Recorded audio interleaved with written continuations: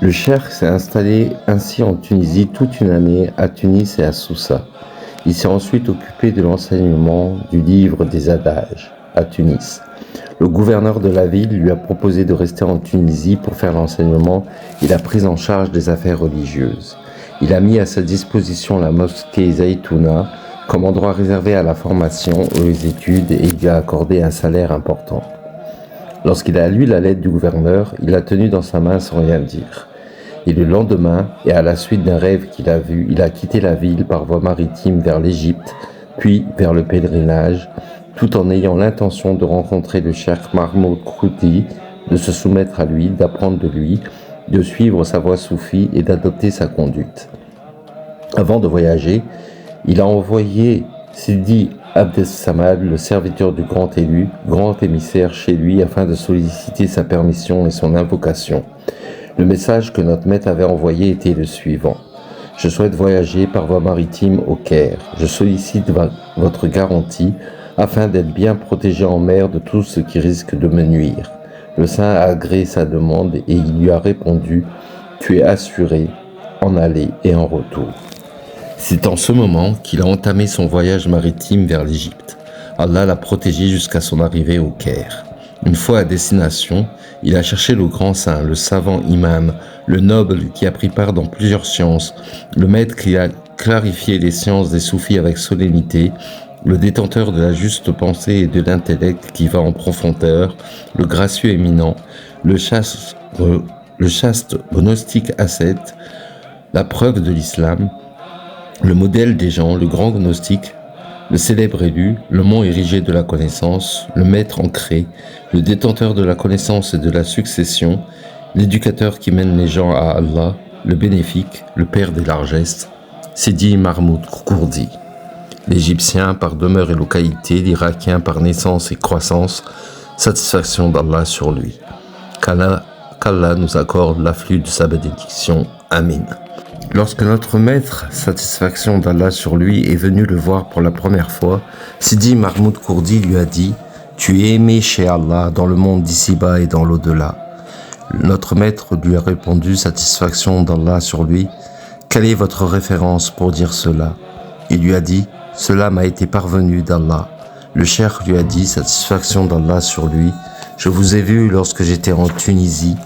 Je vous ai alors dit, toute mon entité est en cuivre. Vous m'aviez dit, c'est ça, mais je vais transformer ton cuivre en or. » Lorsque le cheikh a raconté son histoire, le saint lui a dit, ce que vous avez vu est exact. Puis, après quelques jours, il lui a dit, quelle est votre requête? Il lui a répondu, je demande à être le pôle sublime. Il lui a dit, vous allez avoir plus que ce rang. Il lui a demandé s'il pouvait le lui garantir. Il lui a affirmé sa requête et l'a informé ensuite, satisfaction d'Allah sur lui, sur ce qui lui est arrivé durant ses voyages, ainsi que sur la raison pour laquelle il a rencontré son propre cheikh Al-Ifni et le cheikh de son cheikh Moulay Mustafa Bekri Sédik, satisfaction d'Allah sur eux.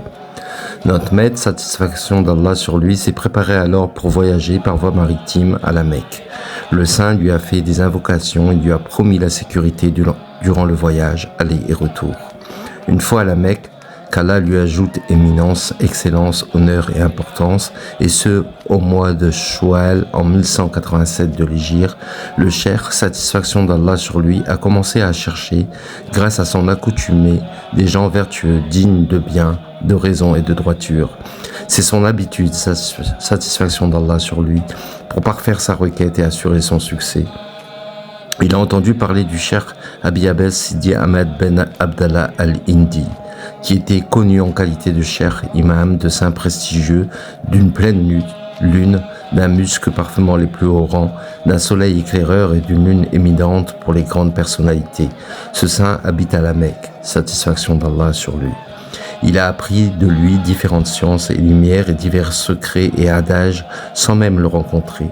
Il se contentait en effet de lui envoyer différentes correspondances avec son serviteur qui jouait le rôle d'intermédiaire entre eux. En effet, le saint a été formel pour ne recevoir personne. Lorsque le cheikh lui a demandé de le voir, il lui a expliqué qu'il n'était formellement pas autorisé à le rencontrer. Le saint a été profitable et d'une grande utilité aux chers, satisfaction d'Allah sur eux. Il l'a informé sur son destin et il lui a dit qu'il sera son héritier et qu'il héritera son savoir, ses secrets, ses dons et ses lumières. Lorsqu'il lui a écrit cette lettre, il a dit à son serviteur, « Voilà, c'est ce que j'avais attendu depuis longtemps. Dis-lui qu'il est mon héritier. » Le serviteur, étonné, a répliqué, « Mais je vous ai servi pendant 18 ans et maintenant vous me dites qu'un homme venant du Maroc est votre héritier ?» Il lui a répondu, « Je n'ai attendu que lui. Ceci ne révèle pas de mon choix. C'est Allah qui réserve à qui il veut sa miséricorde. Si j'avais le choix, j'aurais spécifié de cette utilité mon fils avant toi. Depuis longtemps, j'espérais et j'essayais de donner à mon fils quelque chose, mais Dieu ne voulait pas. Maintenant, le dignitaire de cette utilité est venu. » Le saint a alors écrit au cheikh et il lui a demandé de faire quelque chose en faveur de son fils. Il l'a informé qu'il va mourir le 20 du mois Hidja sacré. Effectivement, tout se passait exactement comme il l'avait prédit. Clémence et satisfaction d'Allah sur lui. Après son enterrement, le cheikh a interpellé le fils du saint et est rentré avec lui dans une chambre privée. Il lui a confié le secret que son père a souhaité lui donner. Cela s'est donc passé en toute loyauté et fidélité au pacte.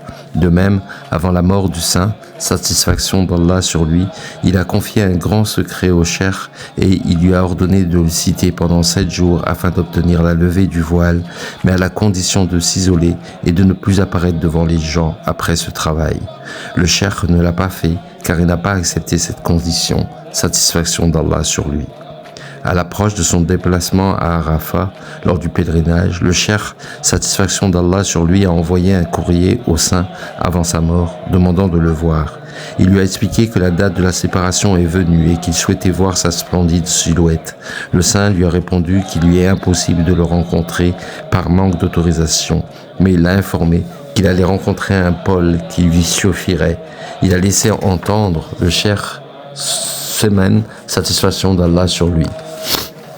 Il l'a informé aussi qu'il allait atteindre le rang spirituel du cheikh Abil Hassan Shazili, satisfaction d'Allah sur lui. C'est exactement ce que Sidi Mohamed Ben Hassan, susmentionné, lui a déjà dit. Il l'a informé sur différentes choses. Ce saint est considéré comme la référence pour le cheikh de ses sciences, secrets, spécificités et lumière. Ce saint est mort, satisfaction d'Allah sur lui, en 1187 de l'Hégire. Une fois que le cheikh a terminé son culte et qu'il a complété son pèlerinage agréé et sa démarche religieuse louée, il s'est déplacé à la Médine éclairée pour rendre visite au prophète bienfaisant. Une fois arrivé à la Médine du messager de Dieu, qu'Allah le salue et prie sur lui, qu'il l'honore et l'ennoblisse, qu'il le glorifie et qu'il le sublime, il s'est dirigé vers la tombe bénie afin de la visiter et de se recueillir devant ce qu'elle renferme comme secret éminent. Il est alors entré par prestance et respect devant la sublimité et la grandeur du lieu. Il a ensuite donné à la tombe sublime ce qu'elle mérite comme bienséance, solennité, humiliation et soumission générale. Une fois qu'il a terminé sa visite et qu'Allah a exaucé son ambition et son souhait, il s'est tourné vers la rencontre du célèbre Paul, le grand savant, le détenteur des prodiges éblouissants et des signes splendides, Abi Abdallah Sidi Mohamed Ben Abdel Karim, qui est connu par le surnom Seman, satisfaction d'Allah sur lui. Lorsque le cheikh l'a rencontré, le Paul Seman l'a informé sur son état et sur son destin.